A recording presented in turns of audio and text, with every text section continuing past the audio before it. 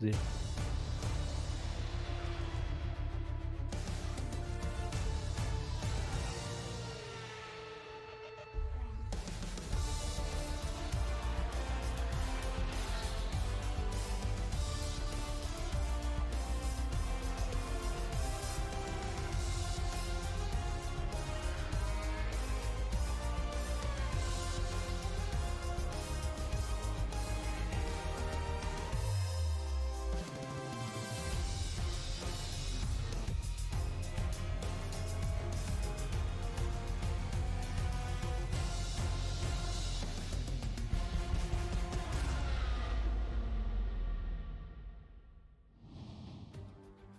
Good morning, good afternoon, and good evening, everybody. Welcome along then to this round number 3 for PC Division 1 in the FRS Season 6 here at Austin, USA. At the Circuit of the Americas, it is the first of potentially 2 rounds that we will hold in the USA this season. And here at this anti-clockwise 20-turn, 5.5 kilometer or 3.4 mile circuit, we are going to see some great action today. Always produces good racing here with 2 DRS zones and a mixture of corners and elevation as well. Winners in Austin have gone on only to win the FRS Drivers' Championship 4 times in the last 14 attempts of this race being run, and even with the long back straight, drivers will spend just 62% of the lap at full throttle.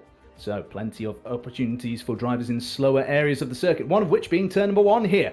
Uphill braking gives the opportunity to get up the inside as you head towards a blind apex, so it's very difficult to be able to find your way towards that point, unless of course you've got the help of the good old racing line switched on. But then it's down here into turn 12, this time downhill braking into an area that has seen much action in the real and virtual world over the years. Remember, of course, Lewis Hamilton up the inside of Sebastian Vettel in the very first time that we ran this race in 2012, before he went on to claim the win. In terms of the tyres, we have soft, medium and hard as per usual, with an 0.8 of a second step between each compound. So the medium 0.8 per lap slower than the soft, and the hard 1.6 seconds slower. We've then got, in terms of tyre life, 8 laps in terms of the soft tyre life, medium lasts 16 laps, and the hard for 21 laps. In terms of our Drivers' Championship as well, it's a very successful start to the season for Fraser, of course, with fastest lap in the first round as well as the win, and then the win last time out as well to secure 51 points so far. We've then got Luke up in second place, with Natrack, Silver Arrow, Booth, Charlie Chibbles, Falstax, Oscar, Penichero and Castleman all falling in behind. That being said,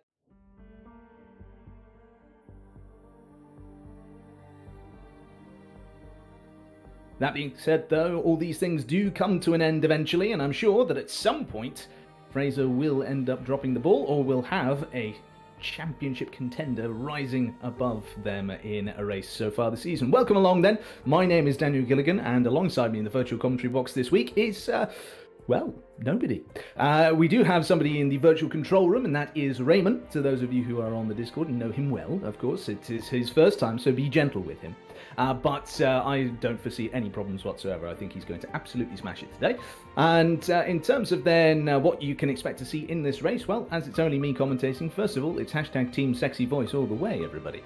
But then in terms of Austin, as I say, it's a circuit in which you tend to see great racing. Absolutely brilliant racing. It borrows corners and layouts and ideas from all sorts of other different circuits, mashes them all together as then one great big excellent idea, and then claims to be an excellent idea. And in this case it is, unlike, say, the British food industry, which is very similar in that it will take things from everywhere else in the world and say, yes, this is ours now. But in terms of this race today then, well, we're going to get into qualifying in the not too distant future. For those of you who are new here, then first of all, welcome to the FRS. It's very lovely to have you along with us for the ride.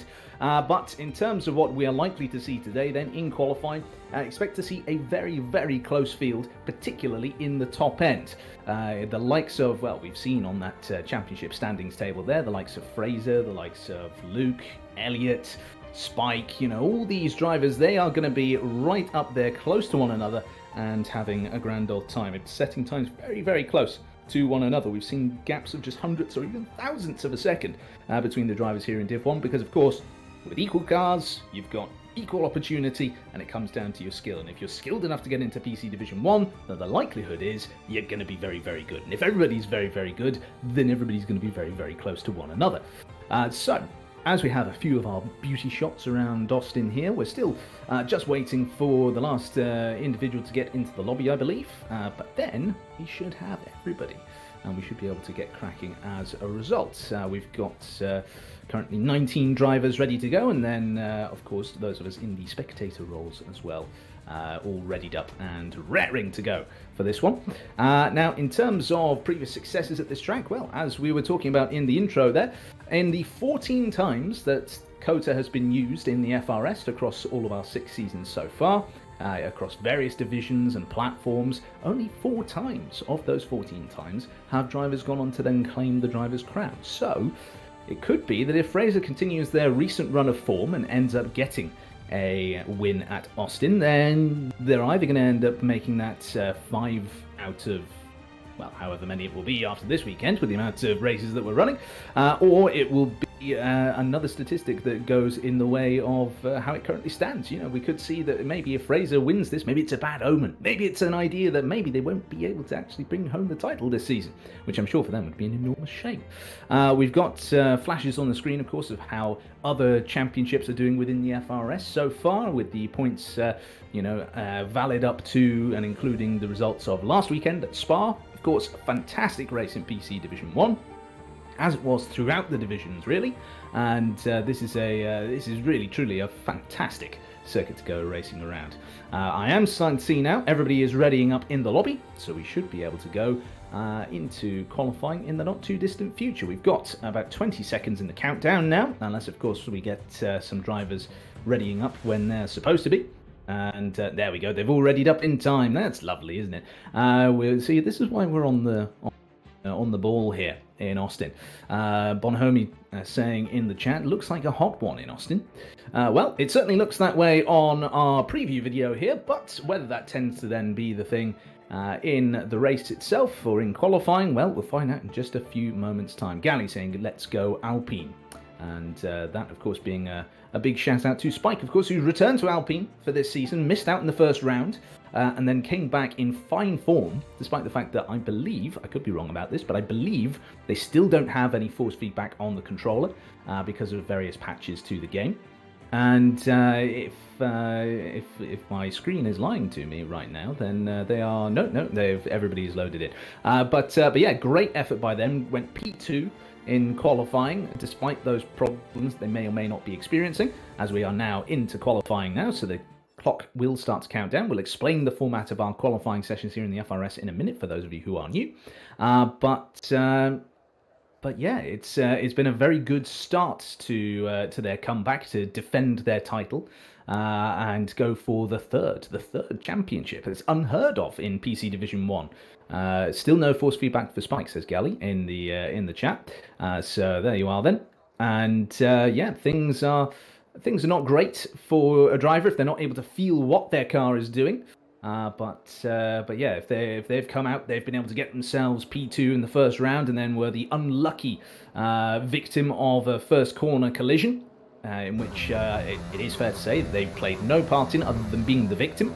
Then I think it bodes well for us seeing a good championship fight now, where Spike has to come back from effectively missing out on 2 races now, because of course they didn't really score well, if at all, in the last round. And yeah, now we are on board with Elliott as they head down towards the end of the first sector into the second, and they go round here. This is just their outlap, of course. There's nothing really to be analysing at this stage. They're just going to be getting temperature into their tyres, temperature into their brakes, and then of course all the benefits that will come on the main lap itself. Now, here then, turn 12, this, as we say, is going to be one of those big overtaking opportunities. You're going to see drivers going up the inside there. You're going to be seeing drivers hanging it all the way around the outside in an attempt to and launching it back up the inside here into the corner that we've just navigated with Elliott at the moment. And as Elliott is the driver who's furthest round the circuit, they get the honour of being the driver that we will talk through their first flying lap, of course, provided they don't invalidate. And then in that case, we might end up just switching to somebody else. But as is, Elliott in the Aston Martin then comes up towards the final turn, and now we will see them taking on the Circuit of the Americas. So, on to the start-finish straight they go then. DRS open straight away, and down towards turn 1. We've got this great big uphill section here, which is going to help in braking, means you can go very late on the brakes, as we see those great big ominous dark clouds above the circuit in front of Elliott there, and then through now into the big long right-hander before we get into the S's. This section very reminiscent of Silverstone or Suzuka. And through there they go then, not really lifting off the throttle too much at all. And now, as they pound on through, get through into the end of this first sector here, and now over the rise, over the crest in Sector 2, this being an area where you can end up having big issues with track limits, but they've been able to keep it all within the white lines this time. And now down to turn number 11. This is great big hairpin here. Don't want to be turning in too early. That will then massively compromise your exit, which you're going to need, because now we've got this big long back straight. Of course, not very long on full throttle over the course of the whole lap around here, but this is certainly one of those areas where you do need to be full throttle. So down on into turn 12 we go. Late on the brakes they go, chuck the car in, use absolutely as much corner cutting as they can without then invalidating. Unsurprisingly, it's a purple first and second sector for them so far around this lap. Oh dear, and there we go. We've had a full 360, but I suspect that time, if they do go ahead and complete the lap, they may well end up going into the pits now. They are likely going to end up having their position taken away from them as time goes on. Let's have a look then at who else is on a lap at the moment and who is next on the road. Next on the road is False Tax, so we can take a look at them in P13 currently, and we can swap to them in just a moment's time. So Elliott goes across the line, unsurprisingly fastest at the moment as the only driver to set a time, 1:37.1. But I suspect here that False Tax will go some bit quicker than that, because unless they have also had a 360 in the same part of the circuit or had a big old incident somewhere, it's going to be a bit quicker. And there you go, yeah, several seconds faster then. Nearly 3 seconds faster, in fact. That's how much time Elliott lost there using that spin. Using the spin, I'd say, having that spin. But then it must not have been a great lap from False Tax either, because then Dolphy heads up into P1 with 1:33.5 so far. And now we're starting to see drivers coming across the line. Spike will be next to cross the line. They take their Alpine and put it on provisional pole position. 1:33.3 so far. And now we have other cars joining them. We have the Alpines, we have Hugh Sam just going across the line now to start their timed lap. We've got DNF Diesel coming around the final turn. We've got Raptor off to one side there, just sticking out of another driver's way. That being one of the Red Bulls. And Diesel comes across the line, has had a mistake somewhere around the lap with it being a 1:58. And now then, Raptor continues to circulate around on our screens at the moment. Fraser now goes to the top of the timing sheets with a 1:33.238. So that is a very good effort from them so far. And we are now seeing those initial times starting to come in. And as I say, for those who are on it on that first lap, we're really going to see some good times coming out. We're watching Villy at the moment, currently circulating round and on a slow lap, clearly. A bit of a lost opportunity there for them, really. It must be said, there must have been a mistake somewhere around the way. Hugh Sam, we can see there, has invalidated their lap. So they're going to need to save tyres and go for another attempt if they are going to, in fact, do that on this lap. Or they might well end up going into the pits and get themselves a new set of boots on, refuel the tank, and go for another attempt. And you can see their big squirrely back end on that AlphaTauri. As we take a look then at Charlie Chibbles, right as we cut away, in fact, Hugh Sam ends up having a spin in and around about the same place that we saw with Elliott earlier on. So Charlie Chibbles we're on board with. And they then going through the S's, nice and smooth on their inputs. It's a purple first sector for Charlie Chibbles, so that is not a bad first attempt at all. And now as they come up over the rise of that crest there, they haven't exceeded the track limits on the exit of that corner, which is good for them and good for us. It keeps it interesting, make sure that we have some entertainment here. And now then we go through turn number 11. They've been able to square that corner off nicely, and now they power on down this back straight, get that DRS open straight away, and now they go on towards turn number 12. And then, of course, all the way down here, there's going to be big electrical deployment. There's going to be as much power coming from that internal combustion engine as they possibly can. They've been able to cut that corner nicely without getting any invalidations. It's another purple sector there, according to the track map. Whether or not it actually is, of course, because there is that second sector bug that still exists in the game. We will wait and see. But Charlie Chibbles, it certainly looks like a quick lap so far. And if they're able to keep it on the black stuff in these last few corners here, especially in the corner we're coming up to now, turn number 19, they go through there and do keep it within the white lines. They are getting perilously close, though, to going over those as they head onto the entry of turn number 20. They then power on towards the line and is fastest for Charlie Chibbles, 1:33.167, and by some way, the fastest time that we have had today. Brilliant attempt there from Charlie Chibbles. to get themselves up onto provisional pole position. So, 10 minutes to go then in this session, and I haven't even explained the qualifying format yet. So, if you are new to the FRS or new to sim racing in general, because typically this is how most people will tend to do it, we don't run the full F1 style Q1, Q2, Q3. We also don't do the one-lap shootout. Instead, we have this 18-minute qualifying session. Now, in times gone by, when F1 had the rule where if you went from Q2 into Q3, then you started the race on your Q2 tyre. That rule no longer exists, so similarly, in short qualifying format that we have here, the drivers are not being locked into a particular tyre at the start of the race. They have full free tyre choice, which means then they can go and set the absolute best lap they possibly can, whilst then going for the best times they can with the most tyres available to give them that opportunity. Because of course, in last season, when you had the restricted choice in terms of the tyres, last year's game I should say, then it meant that you were always carrying at least one medium compound tyre into qualifying.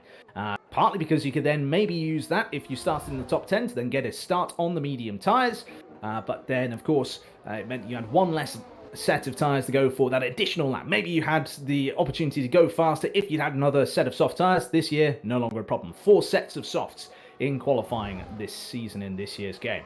So, we're on board with Raptor then. This time they haven't invalidated or made a mistake that we've seen so far. So now as they head down into turn number 12, how much are they going to cut this one? Not as much as Charlie Chibbles. Hopefully they'll have carried a good minimum apex speed there and taken a longer route round the corner instead. Now they head through this double right-hander here before then going down towards this corner. This corner, again, another opportunity for overtaking in the race, but only realistically if you get a really good run versus the car ahead of you.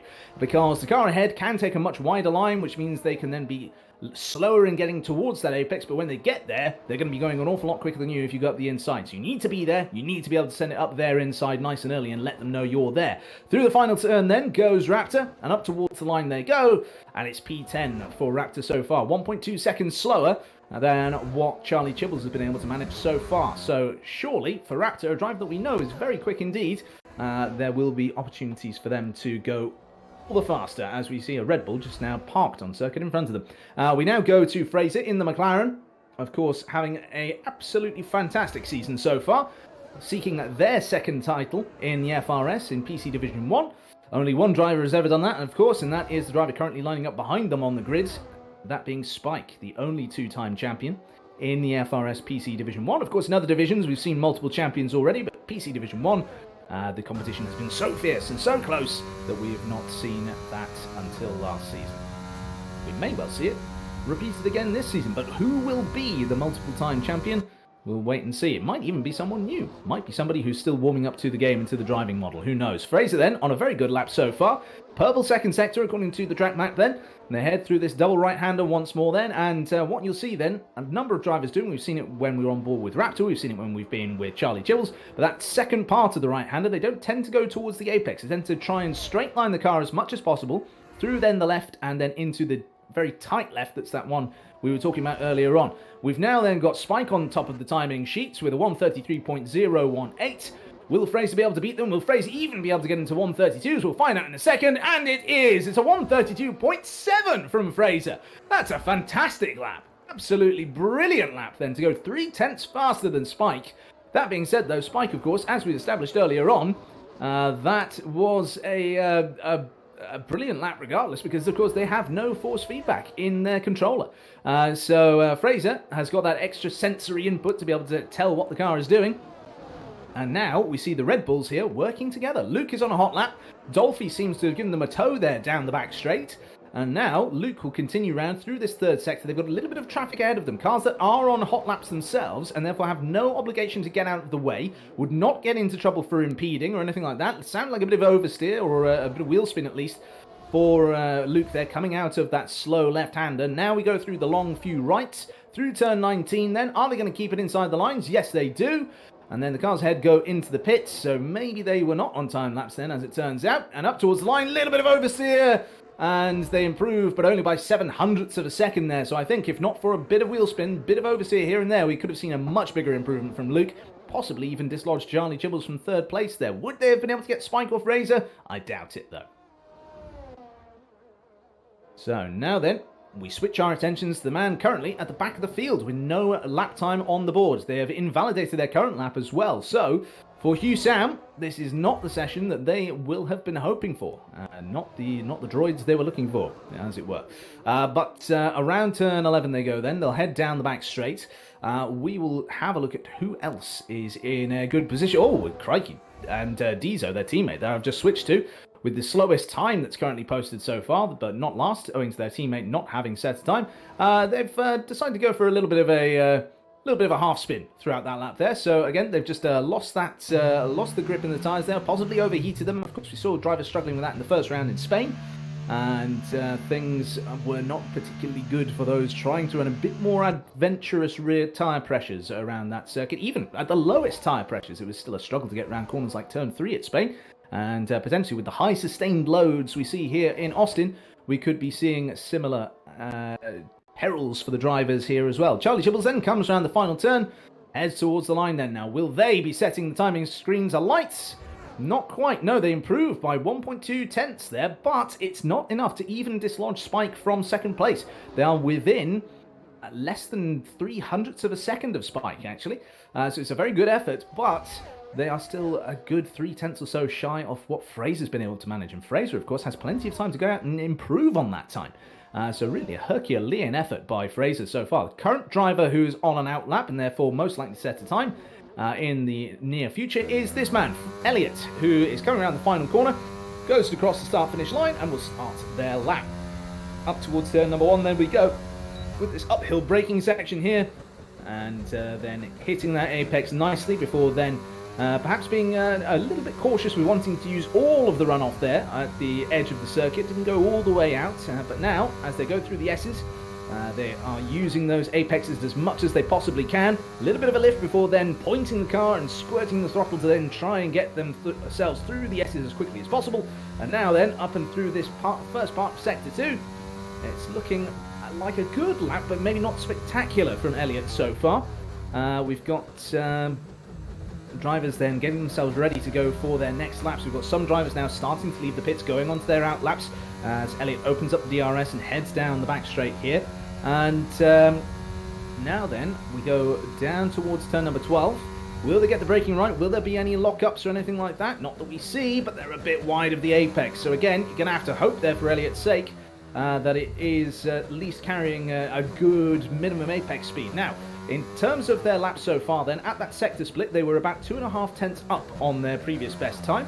That would catapult them up towards the 133s. That means they might even have a chance of cracking the top 10 here if they have a particularly good final sector. We will watch now on board as we go through turn number 19. Up towards the final corner we go then, making as much use on entry as possible with the curbs. Up towards the line we go then. And it is an improvement. It's not quite the top 10. It's P11, so it's ahead of Villy. It's a 133.8 for Elliott so far. So it's not a bad effort whatsoever from them. In terms of drivers on the circuit at the moment, well, who's looking good at the moment? Who are we going to keep our eye on? Well, Hugh Sam has come onto our screens right now. They are coming towards the end of their outlap, and therefore in a good position. I think, though, a driver that we can have a little look at could be Dizo, their teammate, currently above them in the timing tower, P18. And they have just started their lap, so if Dizo makes a mistake, we can always then have a look to Hugh Sam, who's behind on circuit at the moment. But hopefully, for Dizo, we don't see a mistake here. So, through the S's we go, and again, then maximum commitment, as you'd expect from these highly talented Div 1 drivers. And now, as they just point and squirt the car, send it through, it's an 11.1 second improvement. So already, Dizo is in a very, very good, healthy position in terms of their first sector time. And then, hopefully, they can carry this all the way through the second and third sectors rather, and get themselves into a good old spot as far as then advancing up that leaderboard, because we know that Dizo is quick. They've shown some good pace so far this season in the 2 rounds that we've had so far, and it would be nice to see them improving upon that even further. So down the back straight they go, and towards turn number 12. And on the braking then, are they able to cut that apex like we've seen so many other drivers doing? Maybe not as aggressive as other drivers, but it was still getting into the apex. It was a good attempt there from them. We've got drivers going slowly in the S's just behind, as now the likes of Spike have started their flying laps, so they are a driver we could potentially look at after we've seen what Hugh Sam is up to. After this lap, of course, with Dizo. Dizo keeping it on the tarmac. Things are looking good for them so far. They're definitely going to improve, but will it be enough to then start getting into the mix? We will see in just a couple of corners' time. Through 19 we go, towards 20, and then onto the brakes, chuck the car in, use as much curb as we dare on exit, and then up towards the line. It's P5 for Dieso. That's more where we were expecting them to be. And now to their teammate Hugh Sam, going through the third sector at the moment. They're not too far into it at all. They're coming around this long few right-handers before we get towards 19. Falstax has retired from the session, and I wonder why that is. They're not in the pits at the moment, but there is a dot moving around on the circuit. So have they retired on circuit? I don't know. Up towards the line then, and Hugh Sam gets a time on the board, but it's only for P17, unfortunately for them. We now take a look at Spike, who's in P2 at the moment, in that Alpine. They have set a purple second sector. So this is a good lap so far from Spike. Will they then be able to carry this momentum through this third and final sector here? Very tricky, very twisty, and something where that lack of force feedback will really be hurting them, because they won't be knowing how the car is behaving underneath them. They won't be able to get all that extra sensory information through their hands. But now as they go through 19, they cut the curb as much as they possibly can. They use all of that exit curb. They use it on exit, then on entry for turn number 20, up towards the line. DRS open. What's Spike able to do? It's an improvement, but only by 700ths of a second. So they get into the 32s, but they cannot dislodge Fraser from the top spot so far. Fraser themselves are coming round the last couple of corners now, through 19, up towards 20 in the McLaren, and now P1 driver, will they be able to improve on their lap time? Currently up towards the line. It is an improvement, a 32.6 for Fraser. It's not a massive improvement, but it's still an improvement from our championship leader, very much showing us why they are the championship leader. In terms of drivers on laps at the moment who might be able to do something, well, Charlie Chibbles is currently on a lap where they are up. They are about 1.5 tenths up on what we've seen their previous best, but at the moment 1.5 tenths, that's only going to get them onto the front row, not onto pole position. So if they have an absolutely storming final sector here, they might be able to dislodge Fraser rather from pole. But as they come through the final turn, the proof will be in the pudding. As Charlie Chibbles comes around the final corner, they've lost all the deploy, they've used it all, and to the line then, it is an improvement, but it is not enough. They've lost a bit of time in that final sector, and that is the best they can do. Other drivers on laps at the moment. Luke is coming around those last couple of corners as well. Only P4. Will they be able to get their Red Bull up? No, they don't, because they dive into the pit lane instead. Who else is on a lap at the moment? Only one other driver on a lap, and that is Capital King, who has gone into the pits. So that is your qualifying order, everybody. That is Fraser on pole position with a 132.6. Then, for everyone else behind, we have Spike, Charlie Chibbles, Luke, Booth, Major Castleman, Silver Arrow, Dieso, Dolphy, Clone Rishi, Falstax, Villy, Timalele, Nordy, Elliot, Cattle King, Raptor, Hugh Sam, and then Oscar at the back of the field. So the McLarens bookend this field so far. Alpine having a similar sort of situation with Nordy down in 14th. The Aston Martins are in a similar position again, with Elliot down 15th, Charlie Chibbles in third rather, but then in fourth place, that's what I meant to say, is Luke and Dolphy in ninth. So the Red Bulls have done very well, but the best team performance from qualifying has definitely been Mercedes. Booth has put in a very solid effort there to get themselves into P5, and then Silver Arrow, of course, returning to the FRS this season after taking a one-season sabbatical, shall we say, puts their Mercedes up into P7. And with that, everybody has now retired from the session, and there, again, confirmation of those results I read to you earlier on.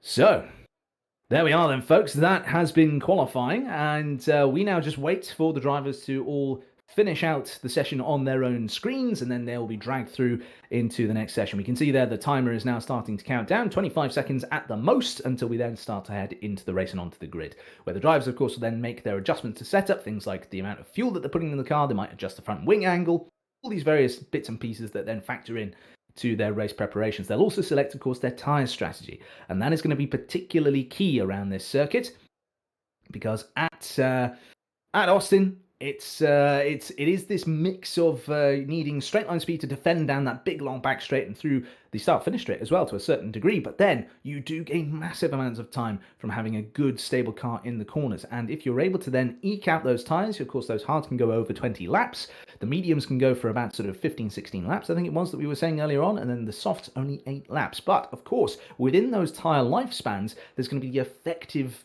use of that tyre as well. We remember back last week, for example, to Spa, we then had the instance where, you know, we were seeing drivers going onto the soft tyre, and whilst it could last for 6 laps, they were losing pace after about 4. So there was a bit of a crossover point there. There's a similar thing with the mediums. The mediums could go for about 11 laps around Spa, but then around lap 8 or so, the hard tyre of the same tyre life would then start to get faster. Now, no formation lap. We have 3, 4, 5 red lights, and we'll be racing in a moment.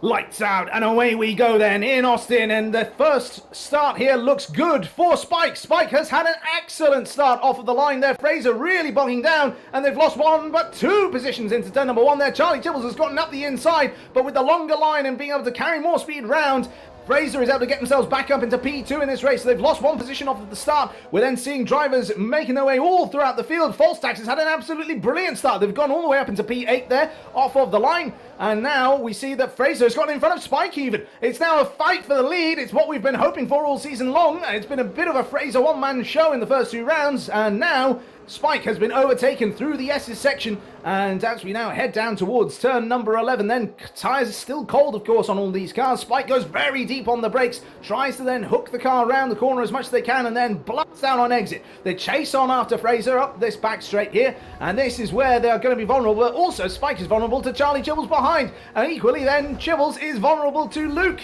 The gaps are so incredibly small, and then up the inside goes Charlie Chibbles. Brilliant move from the Aston Martin driver along the inside of the defending champion, and now they have their sights firmly set on Fraser in front. Brilliant first lap from them, being able to get that good start, challenging Fraser into turn 1. Wasn't able to quite make it work though, with a much tighter and therefore slower line that they had through there, but then over the course of this lap, they've been able to get themselves in the position, capitalise on Spike's mistakes, and get themselves up into P2. By this point, all the cars should now have a very good set of tyres on board. They should all be up to temperature, despite the little squirrely moment there we saw on board with Charlie Chibbles. But there we go, then through the final turn we go. And Fraser sets the fastest lap of the Grand Prix, of course, at the end of the first lap. It's the first drive to cross the line. But now we get into the real meat of it all. So Luke is now challenging the back of Spike here. You can see there that very, very small gap as they head through turn number 1. No DRS, of course, until next lap, when then we will first see it being used down the back straight after turn 11, of course. So keep an eye then on some of these battles that we're starting to see in the field. Already we're starting to see some gaps forming. Booth has been overtaken by their teammate Silver Arrow through the course of all that first lap melee, and has already dropped back by 1.2 seconds, and Raptor is out of the session. Raptor, what on earth has happened to them there? The Ferrari driver has retired in the pits, so there's been some drama towards the back here. Dizo and Villi also in the pits at the end of that first lap, and Raptor has retired, but I feel that Raptor may have done so a little bit late there. Their car has come out of the pits and is still going on, and around this circuit there's even a little bit of contact between Villi and the ghost, if you like, of Raptor there. But hopefully that doesn't trigger a safety car. And now then, Fraser still under threat from Charlie Chibbles behind. He's not been able to really break away like we saw at Spa. There was that big first corner shunt, and that then meant that drivers were unable to really challenge Fraser throughout the course of that race, because he was uninvolved in an incident that pretty much everybody was involved in last time. But now, Major Castleman is the driver that we are looking at, the Ferrari that is now the sole Ferrari running in this race. And we can see that Cattle King is falling down the order. They made a mistake somewhere. They are off the circuit on the track map there and getting up to speed once again. So I think that they, for the part of the circuit where they've lost it, they may well have ended up coming across in that same part of the circuit that we saw some drivers having an issue in qualifying and spinning up the car on exit. Now, whilst Fraser has set the fastest lap of the Grand Prix there, the gap now between Fraser and Charlie Chibbles is actually smaller than it was through the last lap. It was about 6 tenths of a second as they crossed the line last time, 6.5 tenths. It's now down to just about half a second. That is close enough, where if Charlie Chibbles is able to maintain or even reduce that gap further, they could be on for a very good attempt here down the back straight. So this could be very, very fortunate for them. And through the first sector they go then. It's a purple first sector for Charlie Chibbles. So they have put in a massive effort to try and stick on the back of Fraser here. Fraser is now responding and setting a very good start to the second sector here, but they've not been able to outrun Chibbles as they head through the DRS detection point. Now we will see then that DRS flap opening up on the rear wing, the drag reduction system, and now headed down into turn number 12. Will that gap come down sufficiently?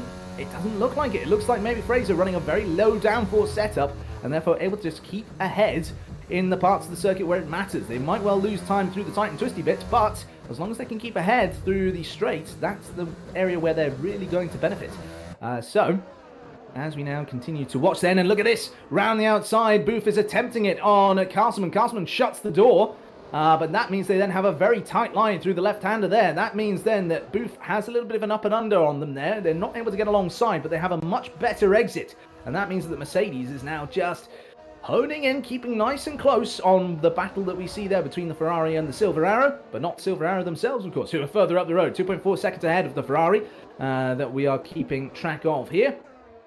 And now, as they head onto the start for the straight, again, we're going to see Booth with the DRS, getting that rear wing open. And this is where we're starting to see now the different battles in this race forming. We can see the likes of, for instance, Hugh Sam, about 2 seconds off the back of Clone Rishi, but then everyone from Clone Rishi up to Major Castleman within about a second or less of each other. The only real anomaly within that being Timalele, who's just outside, just inside a second now of the driver in front as Raptor leaves the session.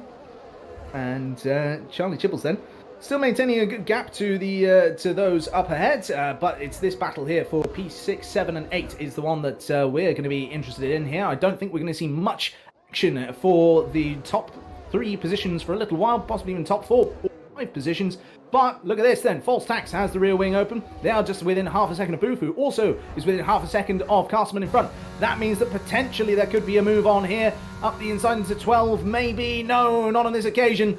And as then False Tax follows them through, there's no real look there for any moves to be happening at all. So Circuit of the Americas currently not delivering all that much racing for us. It's a bit of a surprise versus previous seasons, but I'm sure that in time we're going to see some good efforts from people as they head on through. So through these last few corners then we go. And it's again, this battle is very close between these drivers. If they can at least follow each other well, as of course these new Formula 1 cars are wont to do, then it means that life can be easier to then getting those overtakes done. Now, False Tax closed up very much onto Booth there through the final turn, but they actually went very deep on the brakes. So it's down the straight though. Clearly there is a straight line speed setup on False Tax's car. They were able to massively gather that up despite the late braking moment into the final turn. They were able to get much closer to the back of Booth than Booth were to Major Castleman. So I think Booth potentially set up for a car to for ultimate lap time, as False Tax gets a 3-second time penalty for multiple warnings there. That's not good. That's not what they want in this race and in this fight that they've got with the cars in front. And if they can now just harass Booth in front and keep them busy and occupied, of course, the advantage of DRS is going to be nullified between the two drivers on account of the fact that Booth will have it as well. But look at this then, through the final part of the tight and twisty bit before we get on to the back straight. And let's see what False Tax is able to do here then. So DRS open, they haven't had a good exit of that previous corner, turn number 12. And that is now hurting them massively down this back straight, even so much as allowing Dolphy to get closer to them. But now, as we get closer to the end of the straight, that's then where that straight line speed setup of False Tax is really then helping them. It's giving them that ability to then get the car really hustling towards the end of the straight. They may not have as much power under braking, because of course downforce really helps you in terms of that straight line speed. But ooh, big oversteer moment. That's going to open the door for Dolphy. Dolphy up the inside. Very opportunistic move for them there. And that is, oh no, Dolphy's now round. Dolphy is now end up spinning. And that is a massive shame for them. They're now going to have nowhere to go other than waiting in the wall here until Oscar comes by in the McLaren, and they nearly touch one another there. Even despite the fact that Dolphy was off circuit, and that's a massive shame for Dolphy. They were on for a very good result there, very good points. And now False Tax has had a reprieve, but they've got all the work to do all over again. They have 1.6 seconds the gap now to make up to Booth in front of them. And Booth now can just focus on the task at hand. That task being getting in front of Major Castleman. They no longer have to look in their mirrors and worry about the driver behind.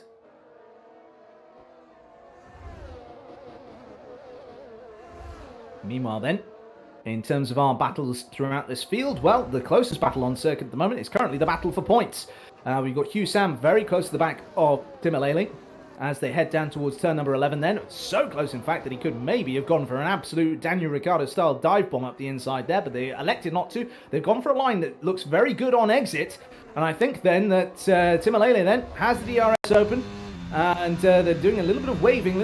I don't know what that's all in aid of there, but as they head down the back straight, it looks like Hugh Sam there lifts off. They could have gone for the move there, but they've not done so.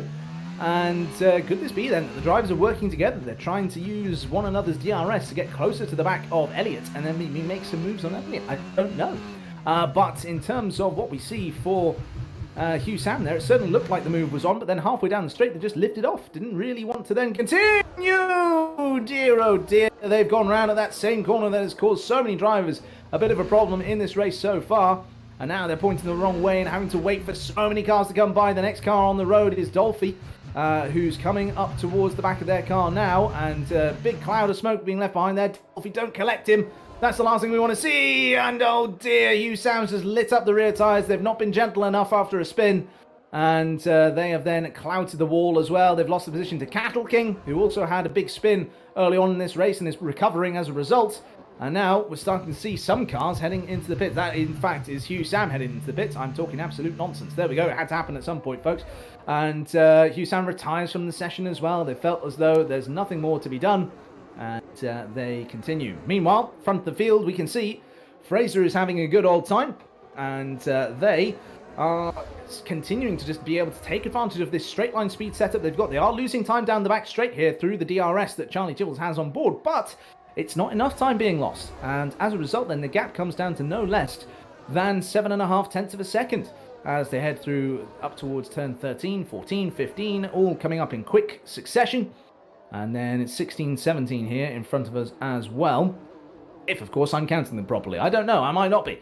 But as they head through the right-handers now then, so that's 18. No, I'm definitely counting them incorrectly then, because if that's the case, and we've got over 20 turns on the circuit, which I know that we don't, we've definitely got 20. So, through 19 we go. Major Castleman's been able to make a move on Luke, who's falling down the order here. They must have made a big mistake somewhere, and have now dropped down a number of positions. They were running up in 4th place, remember. They were being chased by Silver Arrow, but now there is a Luke-shaped hole where Silver Arrow now occupies, and they now have a 2-second gap to make up to the back of Spike in front, who similarly has 1.4 seconds the gap to Charlie Tibbles behind us. Oscar gets a 3-second time penalty for multiple warnings. So that's not good for them. Luke then on the back of this battle with Booth and Major Castleman. Now, something I may well mention that we've not really talked about up to this point is the tyre strategies. Now, of course, Major Castleman and Booth in front of Luke that we can see here are on the hard tyres. Tyres which, remember, can go 21 laps in this race if pushed to do so. And there are 28 laps in this race in total. That means that the hard to soft strategy is viable in this race, given that the softs will last for 8 laps. And therefore, these guys, while they might well be a number of seconds off of the leader, currently they're about 10 seconds off of the leader at the moment, but despite that, they are still in a pretty good position overall, I would say, because of course those medium tyres are now around about the halfway point in their lives. If we then think that they're going to start getting slower at some point, I would imagine around about lap 10 or 11 possibly. Hugh Sam, what happened in the chat? Don saying, I think Don, it's just been the spins for Hugh Sam. I think that just the lack of grip on those rear tyres through some of these right-handed corners, through this one in particular here.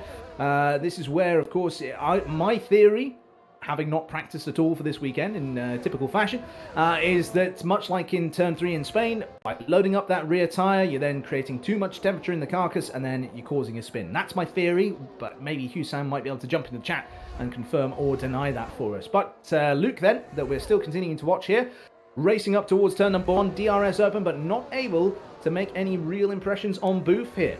And things are not looking great so far for the Red Bull driver, who was up in P4 and looking in a very comfortable P4 at that. But now that position is occupied by Silver Arrow, who has been closing in on Spike over these last lap or two. Was 2 seconds the gap, now 1.7 seconds, 1.6 seconds now. As Spike seems to be losing touch with Charlie Tibbles. That then is going to be giving the benefit to Charlie Tibbles of then being able to focus again on just the driver in front. And I think that maybe Spike's setup here might not be all that too friendly on the tyres, because they're being caught quite quickly by Silver Arrow behind. DRS open once again for Charlie Tibbles, up in the fight for the lead here, but as we've seen lap after lap, they're not able to really get close enough. That time is the quickest and closest that they've been, really. They got within about 6 tenths of a second there, maybe even about a half a second or so, right as they got to the braking zone. But yeah, that's the closest they're able to get. They're only able to get within about 2 tenths of a second of Fraser here, down that back straight. And crucially, Fraser is just being able to coast along at the front of this field here and not really have to worry too much. One driver who's biding their time as well is Silver Arrow. They are closing on the back of Spike at the moment, but their car looks in very comfortable shape here. They seem to be being able to maximize their speed without using too much of their ERS. Won't say how much they're using, but it's not by much. And whereas other drivers really seem to be deploying it a lot around this circuit. Won't mention any names at all, but some of them are. Chibs is burning his ERS mostly, says GG Charlie 72 in the chat. Will be challenging to regain battery. He was flashing 2 laps ago, whilst Fraser is just managing his battery, I think, they say. Well, I can neither confirm nor deny that. But I can certainly say that this is going to be an interesting fight when we get to the pit stops, because, of course, if Chibbles has the pace in the car, but is just not able to get into that overtaking position, therefore indicating a lack of straight line speed, then it may well be that through the corners they're able to get themselves into a good position and then pound on to get a bit of an overcut, a bit of an undercut, something like that on Fraser in front. But these are all things which will be answered in the laps to come. Villy has now retired from the session. I wonder why that is. Well, they're in the pit lane, so potentially, given they were already at the back of the field, might just be that they thought, no, there's no hope here. We'll call a day on that one. Meanwhile, we can see this battle here between Luke and Major Castleman now.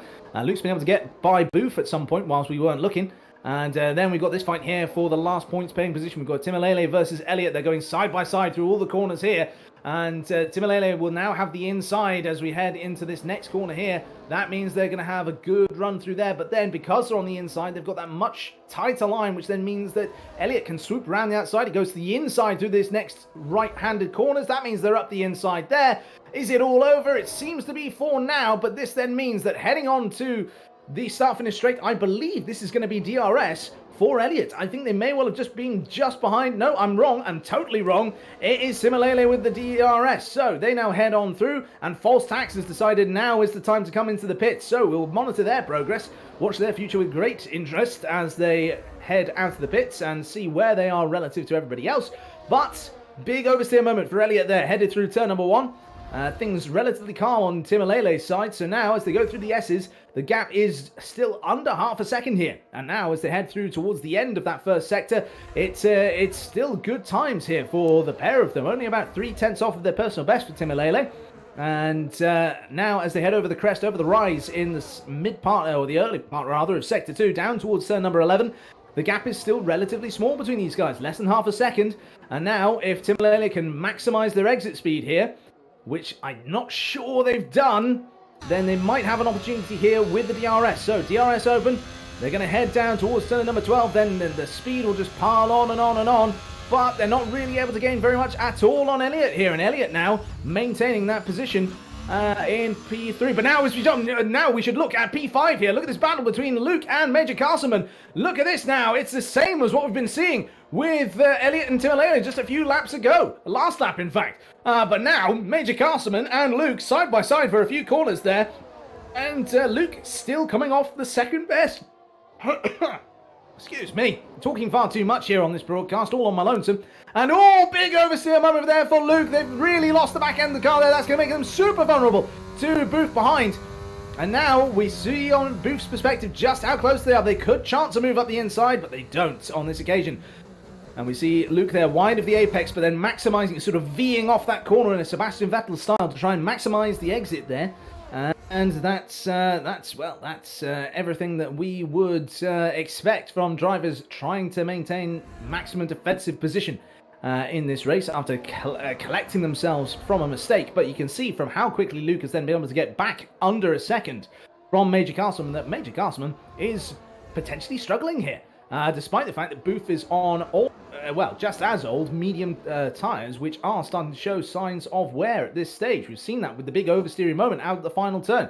But now, as we head on to that back straight, it is Luke who is vulnerable. Booth now has the DRS. They're closing in. I think we might see the opportunity here for a move up the inside. It would need to be a big late dive bomb, and it doesn't come off in the end there. So, as you were, headed through turn 12.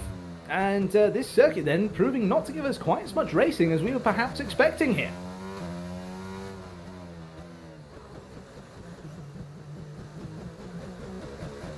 So then, through that section we go. And in terms of our interval gaps, well, things are close. And now into the pit, we've got two drivers at the sharp end of the field. We've got Spike and Silver Arrow both diving into the pit lane at the same time.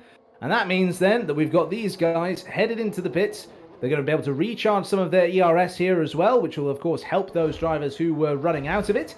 And with new sets of tyres going on, unsurprisingly, it's hard tyres for both, having started on the mediums and now onto the hards until the end of the Grand Prix. Spike then exiting the pits now, and Silver Arrow just behind them. It's all going to be about how they bring these tyres in, how they get the temperature into those tyres, and then, of course, how they can then set their lap times, because, of course, they are now in pretty clean air. They don't have to really worry about turbulence from cars ahead, and as a result, they can set some good lap times here and maybe make some advance towards the two cars that were ahead of them. The likes of Fraser and Charlie Chibbles, of course, who are still in a close battle with one another, still less than a second. But, again, it's as we've seen all race long, really. Fraser is not really being challenged by Charlie Chibbles all that much because of this straight line speed problem. Let's have a look then at what has been said in the chat. So, Charlie earlier on saying we shouldn't forget Castleman. Like in Belgium, he goes for the hard as the start tyre and will have an advantage at the end. He's only 8 seconds behind the podium, so I wouldn't count him out for a podium here. I think that's a very astute observation, one that I was alluding to earlier on.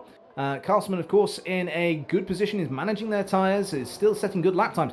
A number of laps ago, we were talking about how they were 10 laps off of the leaders. I think it was lap 8 we were looking at, and they were only 10 seconds off of the leaders. Now, more than 3 laps later, they've only gotten about 3 seconds in terms of their gap to leader, but now the leader has pitted. So now Fraser dives into the pit lane. Their McLaren will get a new set of hard tyres to go to the end of this race, as Charlie Chibbles now will attempt the overcut. And they have got some work to do here, but Fraser is going to have that benefit of all the ERS they have stored up, and it's quite a hefty amount here because, as mentioned in the chat earlier on, they were managing the battery. And as they head into turn number 1, then this is going to be a great outlap, I'm sure, for Fraser. Spike heads through turn number 1 now, and has actually lost time versus their championship rival. And as it is then, 3.9 seconds as they go through the start of the S section. It is coming down all the time, of course, because Spike has the tyres up to temperature and Fraser does not. But I'm doubtful that that gap will come down to under 2.5 or 2 seconds or so, which is where that gap was, roughly speaking, before they headed into the pits. It is now down to 2.9 seconds, but I think that by the time Fraser gets those tyres switched on, it will not come down any lower than that. Chibs is pushing hard and trying to set a good lap time here, but they are 7.5 tenths slower than their personal best, as we now see this fight here between False Tax, Luke, and potentially Oscar behind in the McLaren as well. There's a bit of an oversteering moment for Luke there as they head through turn number 11. That means that they've actually lost the advantage that they had in fighting False Tax, and now are going to be vulnerable to Oscar behind. Oscar then with the DRS has got it open. They are then cruising on past the Red Bull down the back straight, and into that final part of that sector they go. And it is then the McLaren of Oscar up into P9, Luke demoted down to P10. Chibs goes into the pits then.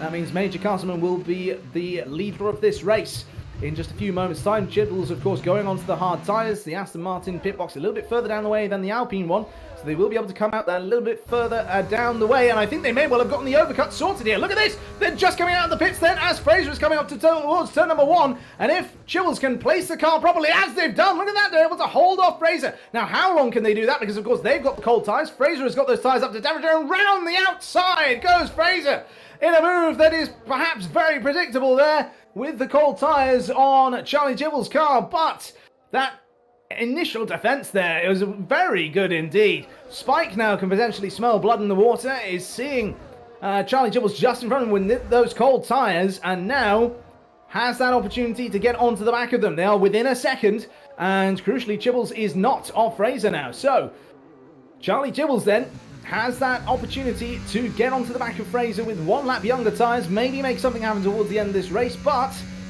we're now seeing that Fraser is, Spike rather, is closing in. 6 tenths or so the gap, but again, as we were seeing earlier on in this race, not really able to make an impression because of these straight line speed setups. We've got a request in chat to see tyres, so that'd be D on the keyboard there, Raymond. There we go, thank you. We will get to see this battle unfold then, and of course up at the front, Major Castman and Booth continuing to circulate around, continuing to set good lap times. I'll give you an update in terms of Castman versus their personal best, or I would have done rather, if Castman was not now coming into the pits. So they're not going for the hard to soft strategy, they're instead going for the hard to medium strategy.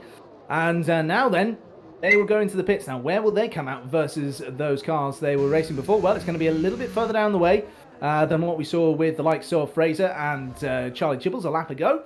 But they are going to be in a very good position indeed, because they're now on medium tyres. They're not going to have false tacks fighting them at all. So now they've just got a clear, straight run to get those tyres up to temperature, catch Silver Arrow, Spike, Charlie Chibbles, and Fraser towards the end of this race. Booth, though, Booth is the driver that we are going to have a look at. And Booth is currently setting a fantastic lap. They are 3/10 up on their personal best through the first sector alone. This is a very good in-lap if this is what it ends up being for Booth here. Of course, they're much closer to the former leaders, the effective leaders of this race, than what we've been seeing with the likes of Major Castman. But this could be seeing Booth here gaining massive amounts of time versus the likes of false tacks behind Major Castman, or possibly Luke, Oscar, and so on. So, yeah, as rightly pointed out in the chat, and as I was about to say, Major Castman's come out in some lovely clean air as well, so they can just focus on the job of getting those tyres up to temperature and then getting on after the opposition, closing them down. And with the tyres that are 8/10 a lap quicker, this potentially might actually be a bit more difficult for them than we might have initially thought. Silver Arrow is potentially within striking distance in the next 12 laps, I should say. No, sorry. In 10 laps, they'll be within striking distance. We have 12 to run here. So whether or not they'll then be able to get onto the back of Spike, who's then about 2.5 seconds ahead of Silver Arrow, that then remains to be seen. So Spike's still within contention for a podium here, and Silver Arrow potentially just that little bit too outside of that opportunity. Booth then, in the other Silver Arrow, goes into the pits, sets some brilliant sector times there, coming in, and then onto those medium tyres they go. Castman is now just coming through the start-finish straight, so they will overtake them. And now it'll be who comes out ahead in turn number 1. Will it be Booth or will it be False Tax? So, False Tax headed down that start-finish straight now, and it's very reminiscent of what we saw with Charlie Chibbles and with Fraser. I think here on acceleration, False Tax is not going to be able to... well, they will be able to, I should say, get up the inside here into the S's, and Booth will have to relinquish that one, but they'll be safe in the knowledge that in the laps to come, they will have the tyre temperature to be able to get back past False Tax with little effort on their part. Especially if they can hold close here through this next couple of corners. If they're able to keep close down here, the detection point for DRS is now. And as they come down into turn number 11 then, they have been able to keep within DRS, so they've been able to protect that advantage, and now I think they've been able to get the tyres up to temperature, because look at this, they come soaring past False Tax as they come down the the back straight rather, and now False Tax also needs to worry about Luke behind, so maybe a big mistake there from False Tax, and it's contact between False Tax, and then that means that then Luke has a big scary moment trying to get out of any incident there and spins the car multiple times. What on earth have we just witnessed there? We're looking at the weather at the bottom of the screen there, and we've got no signs of any rain in this race, so it's going to be sunshine all the way to the end of this Grand Prix.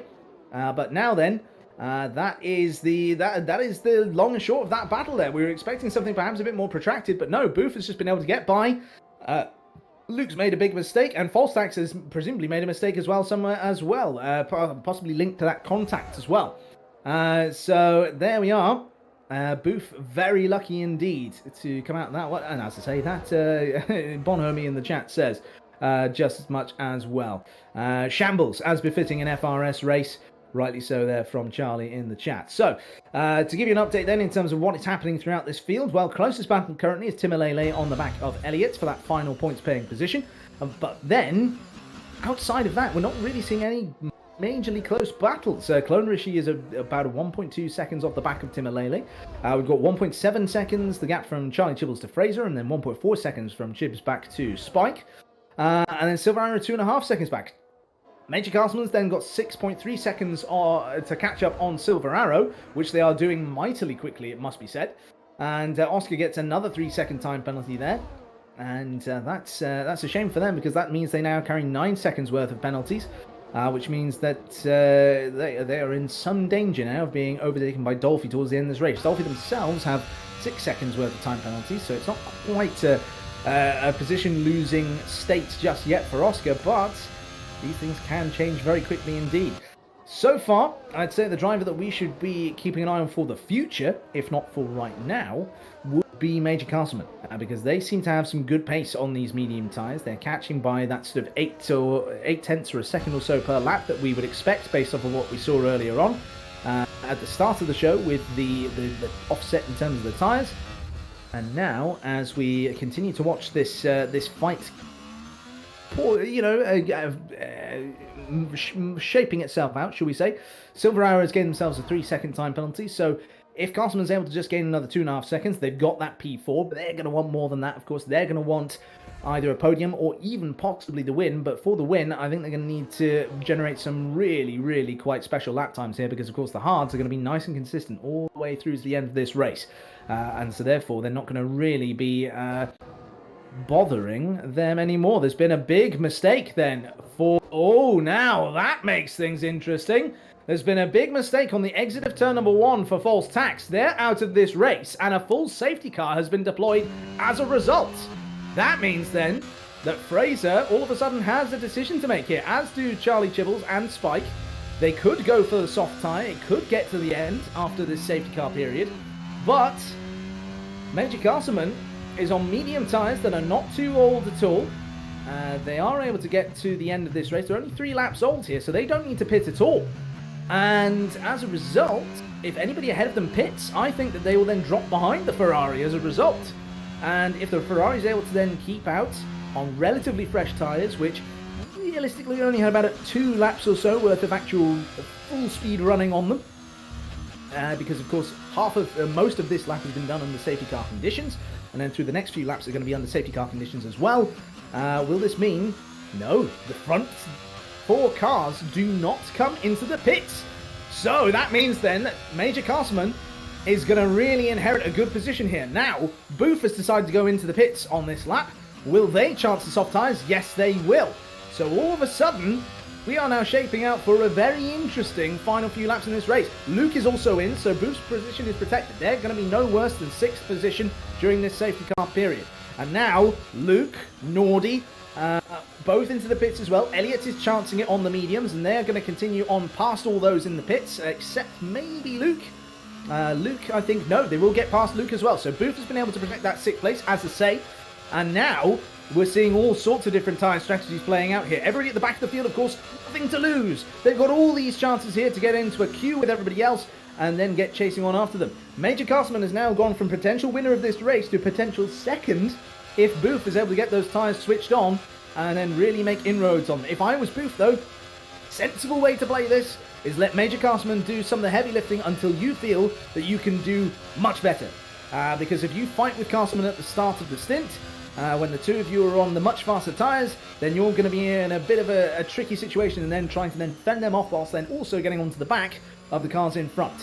Now this safety car here was called on lap 19, it's collected the leader on lap 20, so my prediction here is we're going to be seeing the safety car coming in potentially end of next lap or lap 22. I don't think it's going to stay out quite as long as lap 23, which means then, if it does come in lap 22, we're going to have a 6-lap sprint here. And those soft tyres can definitely do 6 laps at full racing speed, especially when the cars are light on fuel at the end of the race. Now, of course, the other benefit here for those who may have been struggling up to this point is that they're going to be able to fill up their battery charge. They're going to be able to get up to 100%.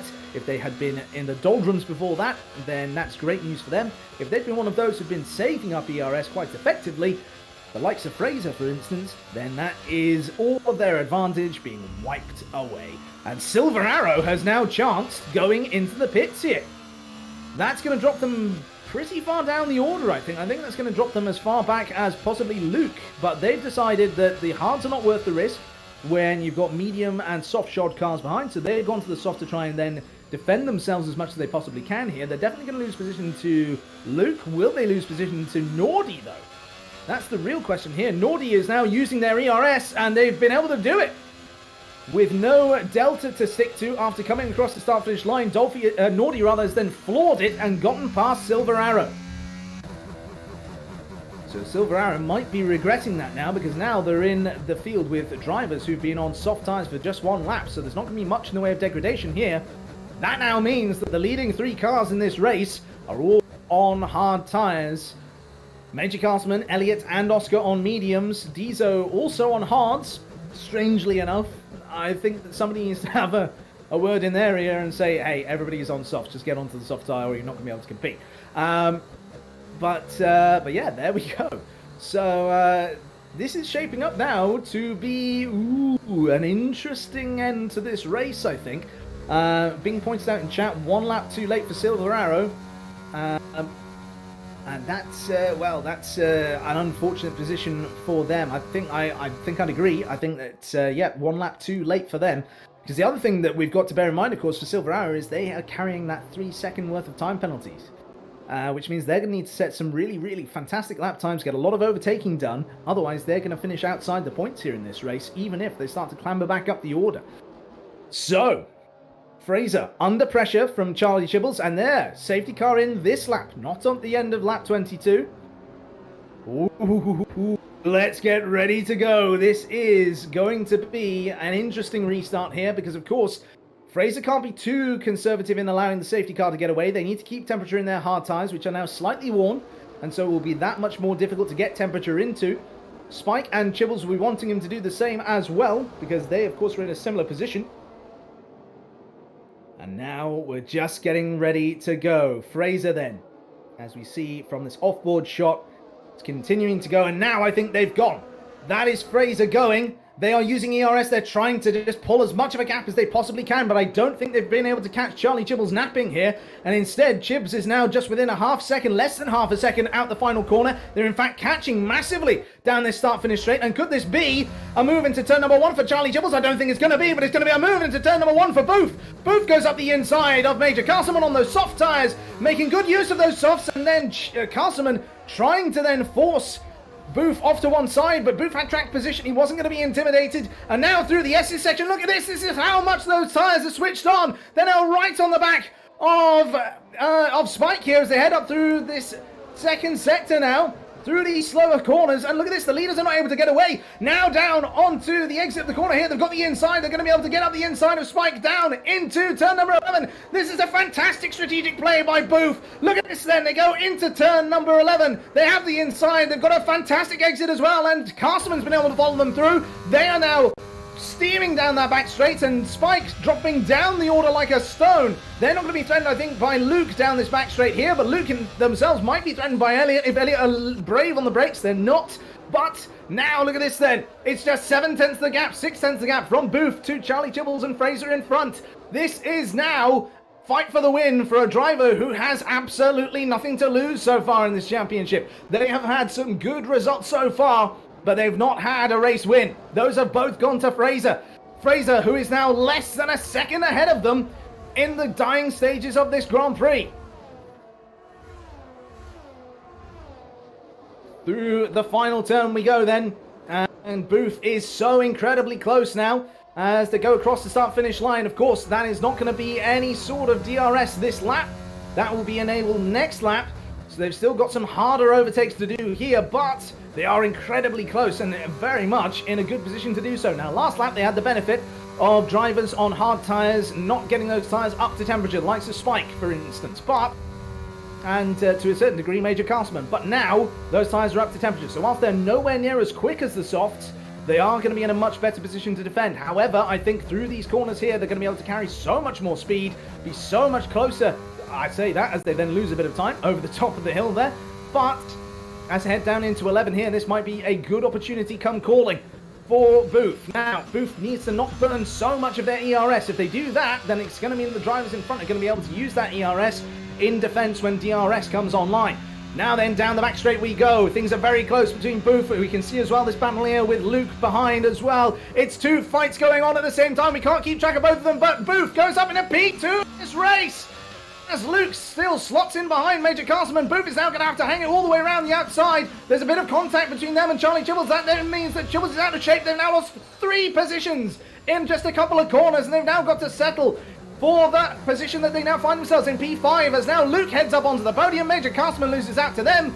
And now, Charlie Jibbles down to P5 in this race, and Booth is now just 7/10 off the back of Fraser and off of the race lead.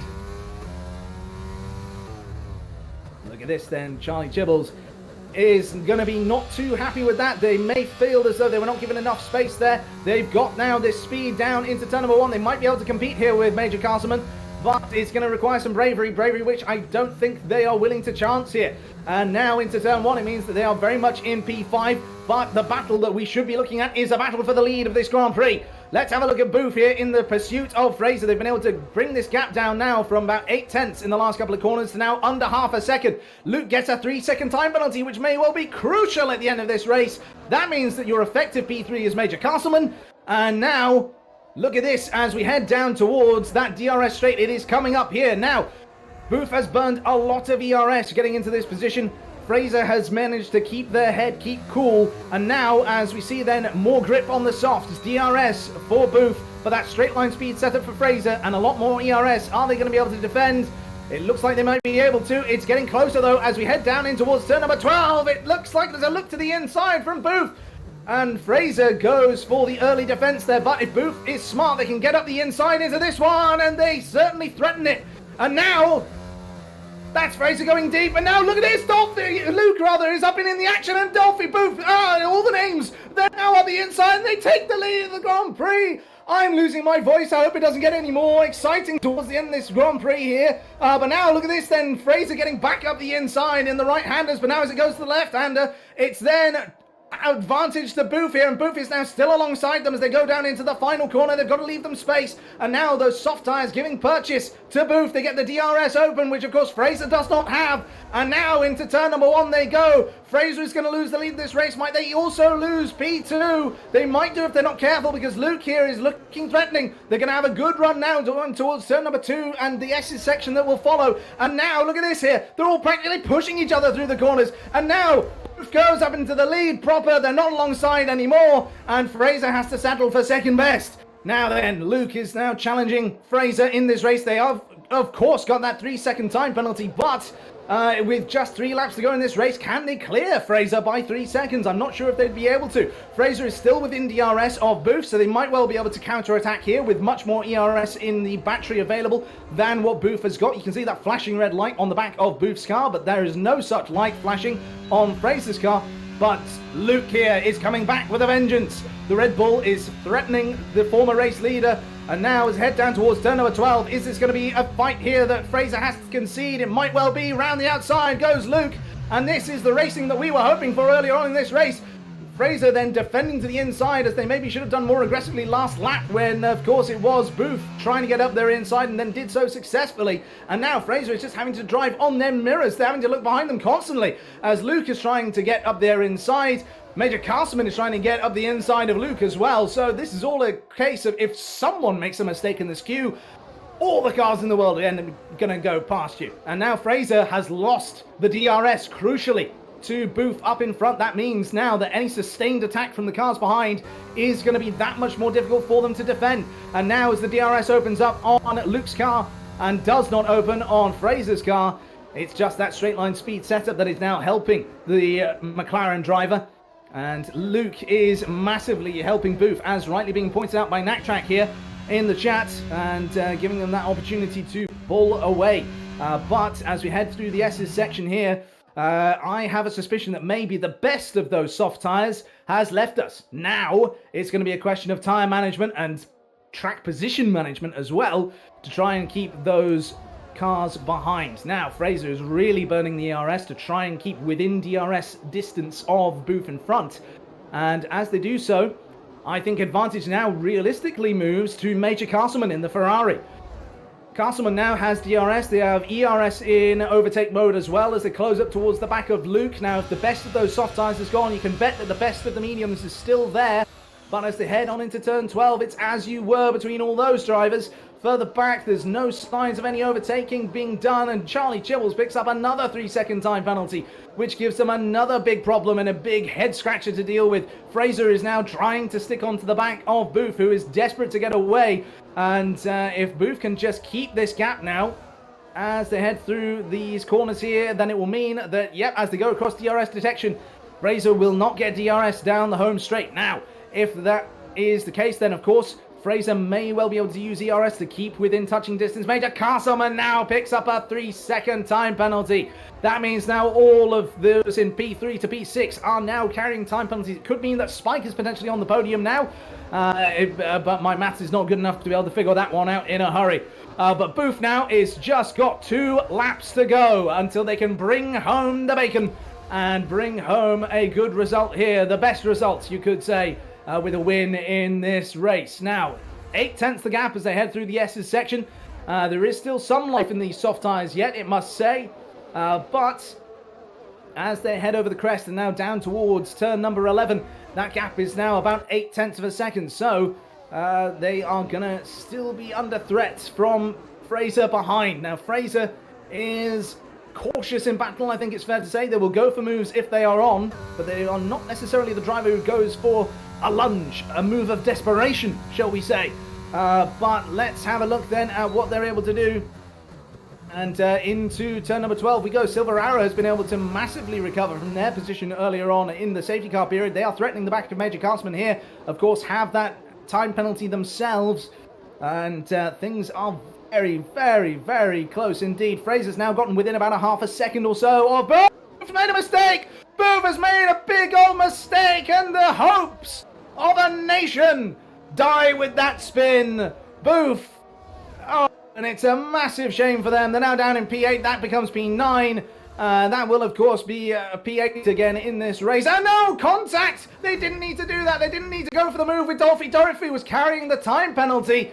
And now as they rejoin the circuit, it means that Booth has gone from race-winning position to outside of the points in this race. That means now Luke is the closest challenger to Fraser, though not really. Fraser is all out on their own, 1.5 seconds ahead, effectively 4.5 seconds ahead, given the time penalties then for all of the cars behind. This is now a battle for the podium amongst those cars closely fighting behind, and the soft tyres have definitely seen their best.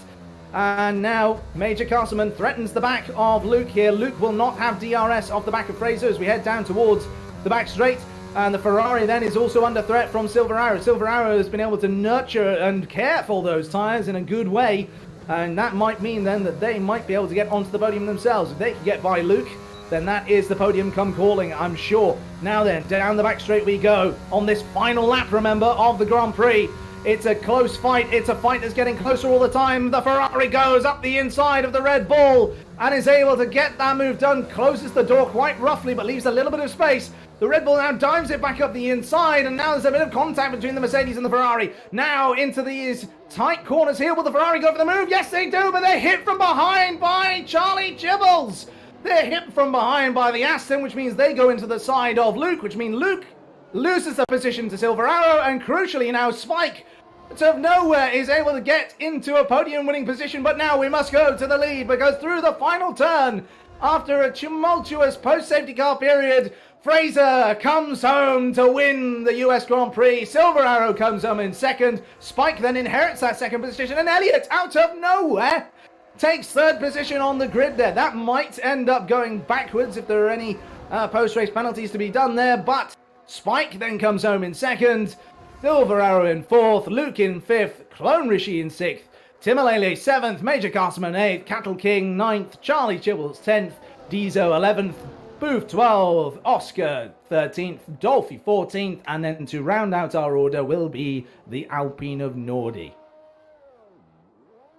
I say that, Nordi gives us a little bit of donutting right at the end there. So, that has been your US Grand Prix, as soon as Nordi bothers to get over the line.